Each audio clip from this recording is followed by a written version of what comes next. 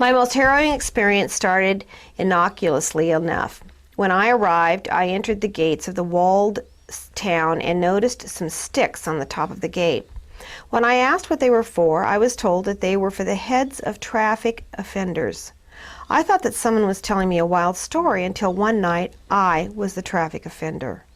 I had closed one of the clubs I operated around midnight, and two of the men who lived in the same hostel or living area as I did stayed to walk home with me. We hitched a ride in an old gravel truck. It was one of the few large vehicles around, all having come up the Burma Road from Rangoon, Burma, many years previously. Besides one dim headlight and no brakes, the Chinese driver, who was not used to driving, was part of the trouble. We were going down a taxi strip parallel to the main runway and behind some revetments. As we came over a rise in the road, two smudge pots eliminated a new squadron of fighter planes that had just arrived. The Chinese driver simply threw up his hands and screamed as we headed for the first plane in line. I knew that I was going to be beheaded by the wing.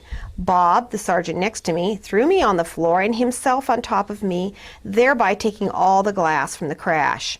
Ace, the third GI, standing in the back of the truck, was thrown out and knocked unconscious. By the time Bob and I extracted ourselves from the mess, I tried with my cotton petticoat to get the glass out of his head and to keep him from bleeding. All of a sudden, the driver screamed and grabbed me from behind. From the dim light of a smudge pot, I could see all of the guards, who were supposed to be guarding the planes, coming for us at a run, pointing their bayonets mounted at the end of their rifles. It was either them or us. I was the only one in any shape to do anything, so in typical American fashion, I started to scream at them.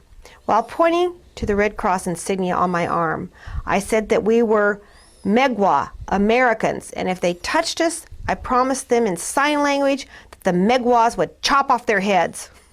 Because of my female voice, they hesitated just long enough for an MP Jeep to come to our rescue. The MPs grabbed us and the Chinese driver and headed for the hospital, particularly since Ace was unconscious.